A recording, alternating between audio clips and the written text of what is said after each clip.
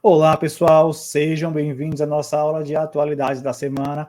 Eu sou o professor Denis, professor de atualidades de vocês, e já adiantando, né, aí para vocês que estão nos acompanhando aí, né, não se esqueçam de se inscrever no canal, né, dar aquela forcinha aí, e também, né, para vocês também liguem o sininho para não perderem as nossas aulas, tanto as ao vivo quanto as que são gravadas aqui, tá? E aí ficar sempre, né, acompanhando aí, né, e vocês ficarem atentos, né, ao que a gente está colocando aqui de conteúdo para vocês, tá bom? Dito isso, vamos para a nossa aula sobre os BRICS, né? Um conjunto de países, tá? Muito famoso, né? Aí, muito importante nas relações geopolíticas mundiais, tá? E os BRICS simbolizam aí, né, cada um dos países que apontam ou apontaram, né, durante esse começo de século, níveis de desenvolvimento muito alto, tá? Vamos entender um pouquinho o que são esses países, né? Vamos lá. O que são os BRICS? No começo da década de 2000, tá, um economista britânico, né, o Jim O'Heil, ele começou a perceber, né, analisar as economias que mais vinham apontando, né, um crescimento econômico elevado, ou seja, que ganhavam um destaque no cenário internacional. E ele começou a ver que dentre esses países estavam o Brasil, a Rússia, a Índia e a China, tá, como os principais. Claro que a China era o principal, né, o maior crescimento econômico desse período aí. Tá? Então, ele começou a perceber que esse grupo de países formavam aí o que ele acabou chamando, né, de BRIC. Tá? BRIC, né, sem esse Szinho que aparece aqui. Ó. Por que esse S não aparece aqui? Porque ele só ia aparecer mais na frente. Tá? E aí, esse grupo de países, né, passou a perceber, né, que eles realmente tinham, né, uma origem, né, um pouco similares, né, foram países que se desenvolveram muito devagar em relação aos países que já têm um patamar muito elevado, né, os países que tiveram passado, e muitas vezes colonial, países que são considerados países do sul, né, por algumas denominações geopolíticas, né, da ordem geopolíticas passadas, né, então eles começaram a perceber que eles tinham certas similaridades, tá? Apesar das grandes disparidades, né, diferença entre eles, ainda existem muitas similaridades. Eles começaram a olhar para essas similaridades. E aí, quando chegou em 2009, a gente tem aqui, ó, em 2009, eles começaram a fazer os acordos de cooperação. Bom, esses acordos de cooperação visavam uma união entre eles, né, favorecendo a economia, né, em termos financeiros, a ciência, a tecnologia, a saúde, a energia, a agricultura e o turismo. Tá? Então foi em 2009 que eles começaram a perceber que aquilo que o Jim O'Heil tinha apontado no começo do século, né, se fazia verdade e era possível uma união entre eles. Tá? No ano seguinte, 2010, a África do Sul passou a integrar o grupo, compondo aí, né, o S, tá? Que a gente viu aqui, né, vai aparecer ali, né, o S. E por que não o A, né, de África do Sul? Porque no inglês é o contrário, né, Sul da África, né, é invertido, né? Então South África, tá? Então aí por isso ficou o S, né, e aí formando a sigla aí, né, dos BRICS, tá? E aí como é que se dava, né, esse crescimento econômico? Como é que eles se materializavam? A gente trouxe aqui, né, em termos de dados. A China crescia, né, o país que mais crescia no mundo, em torno de 8,6%, né, ao ano, né, do seu PIB. Tá? A Índia em torno de 7%, a Rússia em torno de 7%, só afetado um pouquinho aqui no final, né, na crise de 2008, mas eu vou já falar um pouco sobre isso. O Brasil em torno de 4% e a África do Sul com 3,8%, quase 4% ao ano. Então, esses países cresciam a um ritmo acelerado durante a década de 2000. Já durante a década de 2010, houve um certo recuo econômico. Tá? A China caiu, né, dos seus 8 para entre 6 e 7, a Índia entre 6 e 7, a Rússia tinha em torno de 7, né, caiu para entre 1 e 2% ao ano. Isso por quê? Porque realmente passou, né, por uma variação do preço do petróleo. Tá? Enfrentou uma crise, principalmente em 2008, né, aí, que afetou muito a sua economia. O Brasil caiu de 4 para 1 a 2% ao ano, também principalmente devido às suas crises políticas internas. Tá? E a África do Sul caiu, né, de 3,8% para entre 1 e 2% ao ano. tá, do seu PIB. Houve um recuo muito grande, né, de grande parte dessas economias, principalmente, né, desses 3 aqui, enquanto os outros continuaram com um patamar elevado. Tá?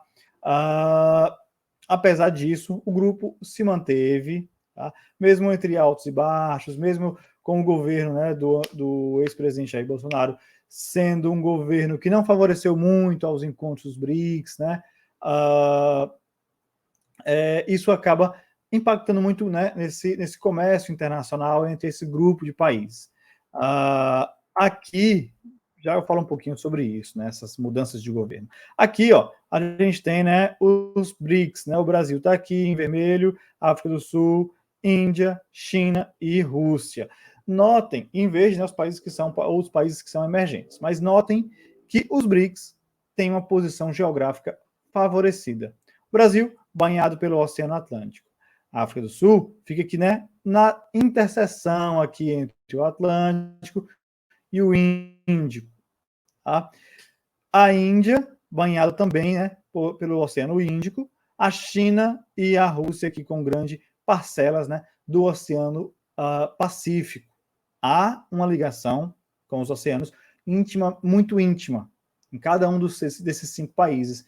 Isso favorece as exportações, favorece o comércio entre eles. Tá? Falando, né, um pouquinho agora sobre as disparidades com os países desenvolvidos. Apesar do crescimento econômico simboliza o crescimento real, né, da economia, mas isso não se transfere automaticamente para o desenvolvimento. Essa é a diferença entre crescimento econômico e desenvolvimento econômico. Enquanto o crescimento econômico é um dado estritamente ligado à economia, ao financeiro do país, o desenvolvimento se refere a outros critérios além da economia, como, por exemplo, educação, saúde, né? Então, uma coisa, né, não tem um reflexo imediato na outra. Apesar do crescimento desses países, 5 países, isso não significou imediatamente um desenvolvimento. Tá? Apesar de crescer também no desenvolvimento, mas a ritmos muito mais lentos. Então, existe uma disparidade muito grande com relação aos países desenvolvidos. Isso por quê? Porque nos países desenvolvidos, a taxa de natalidade é em torno, né, de 10 no máximo, 10 não é nem por cento, é por 1000, tá? Ou até abaixo disso. As taxas de mortalidade infantil de menores de 1 ano variam em torno de 2 a 5 por 1000. Tá? A esperança de vida, né, média, é mais de 80 anos. A média dos anos de estudo situa-se em torno a uma média de 13 anos. Tá? Enquanto nos países que compõem os BRICS, né, apesar dessa melhora na economia, a gente tem aí condições de vida, né, um PIB elevado, mas condições de vida que são comprometedoras. Tá? O índice de pobreza ainda é muito alto, né, a baixa média de anos de estudo da população, ainda perdura, né, índices de mortalidade infantil de menores de 1 ano em patamares que são superiores aos dos países desenvolvidos, tá? E uma expectativa de vida média inferior a esses países desenvolvidos, certo? Bom, então ainda há muito o que ser, né, desenvolvido por esses países. Tá? Aqui a gente tem uma tabela. Essa tabela mostra um pouquinho desses indicadores, né, sociais e econômicos. Né? A gente tem aí, ó, o Brasil com taxa de natalidade, né, de 14,4, né, a Rússia com uma taxa similar, 13,3, Índia muito superior, e a China, né, abaixo do Brasil. Por isso que hoje a Índia superou a China no quesito população. Tá? Mas olhem aqui, ó, para a África do Sul, um índice ainda maior. Isso por quê? Porque a África é o continente que apresenta as maiores taxas de natalidade. Tá? Então é um índice para se atentar, né? Principalmente porque os países desenvolvidos têm uma taxa que é aí, né, em torno de menos de 10 por 1000. Tá? Todos esses índices, né? Aqui é só a título de demonstração, né? Se a gente pegar o IDH ou pegar o PIB, né, a gente vai ver, em termos de PIB, de todos os países, como a gente viu. Tá? Mas em termos, né, de expectativa de anos de vida, todos figuram aqui, ó, abaixo dos 80 anos, certo? A África do Sul com a menor taxa. Tá? Então é só para a gente visualizar essa diferença, né? Em termos de emprego e tecnologia. Tá? A capacidade de produtividade, né, ampliou, e todos os países teve essa capacidade ampliada, principalmente no quesito industrial, tá? Na agropecuária, na pesca comercial, extração mineral e na prestação de serviços. Tá? A partir da década de 80, isso favoreceu, da década de 70, aliás, isso favoreceu muito esse critério de produtividade. Tá? Por quê? Porque a gente teve avanços muito significativos na ciência e na tecnologia, tá? Principalmente nesses setores aqui, na informática, na robótica, nas telecomunicações, na biotecnologia e na química fina. Tá? Então, isso favoreceu muito a capacidade produtiva desses países. E aqui, né, a título de curiosidade, a gente trouxe também um pouquinho, né, dos investimentos em pesquisa e desenvolvimento. Os Estados Unidos com o principal, né, ainda o maior, tá, investindo aí em torno da casa dos bilhões, né, em torno de 465 bilhões de dólares, tá, totalizando em torno do seu PIB, né, de 2,8% do seu PIB. Tá? A China, interessante, os Estados Unidos a gente já sabia disso, né, mas a China é que nos importa aqui, ó, já em segundo lugar, tá? Totalizando aí cerca de 177 bilhões de dólares investidos em pesquisa e desenvolvimento.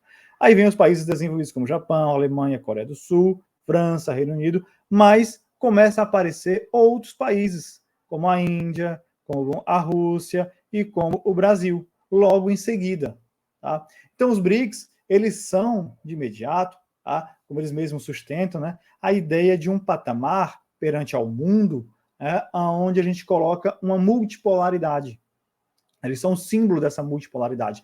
Não mais apenas dos Estados Unidos, né, como o país, né, o principal detentor, né, de todo o poderio, né, geopolítico mundial. Não, os BRICS, eles se colocam agora, eles se impõem perante o mundo como, peraí, vamos dialogar, vamos colocar essa relação, né, numa relação um pouco mais espaçada, né, obrigando a ter um diálogo com esses países, tá? E não só com os países, né, desenvolvidos, tá? Mas também com esses países que estão crescendo, tá? E aqui uma outra tabela, né, que mostra um pouquinho, né, as taxas de exportações do Brasil em relação aos outros países, né? Com relação à China, o Brasil tem aí, né, em torno, isso no ano 2017, tinha em torno de 47,5, né, na casa dos bilhões de dólares, tá? Venda para a China, compra 27,3, então teve um saldo positivo, né, de 20,2, tá? Assim como foi para a Índia, né, para a Rússia e para a África do Sul e também para os Estados Unidos, tá? Lá embaixo, né? Notem que em todos o Brasil teve um saldo, né, vendeu mais do que o que comprou, né? Ou seja, exportou mais do que o que importou. Isso quer dizer que a balança comercial brasileira foi positiva para todas essas relações com esses países, tá? E aqui, né, para onde vai, né? O destino das exportações, né? 22% só para a China, 12,3% para os Estados Unidos. Depois vem 2,6% para a Índia, 1,2% para a Rússia e 0,7% para a África do Sul. Tá? E as origens das importações, de quais países o Brasil mais compra? 18,1% da China, depois 16,4% dos Estados Unidos, depois vem 1,9% da Índia, 1,7% da Rússia e 0,7% da África. Tá? Então a gente tem aí, né, esse cenário montado, né? Só para a gente finalizar rapidinho, né? Essa relação da mudança de governo em relação aos BRICS teve uma alteração, tá? Enquanto, como eu falei, né, o governo anterior, ele não tinha uma boa relação, principalmente com a China, né? Não fazia essa questão, né, de ter essa boa relação com esse país que é o principal parceiro comercial do Brasil, tá? Isso, obviamente, tem um impacto muito grande, tá? Nessas relações. Porém, com a mudança de governo, tá, os BRICS voltaram, né, o Brasil voltou a ter um papel central perante o BRICS, né, tendo, por exemplo, eleito, né, para o seu banco, o Banco dos BRICS, né, a Dilma Rousseff, a ex-presidenta, né, do Brasil, agora é presidenta do Banco dos BRICS, isso eleita pelos 5 países. Isso é um impacto muito grande, né, do poderio, né, do Brasil frente a essas relações diplomáticas, né, econômicas, mundiais. Tá? Isso, apesar, pode parecer às vezes um ato, né, simples, mas não é. É um ato extremamente, né, importante, diz muito sobre a postura atual do governo atual perante as relações mundiais. Tá?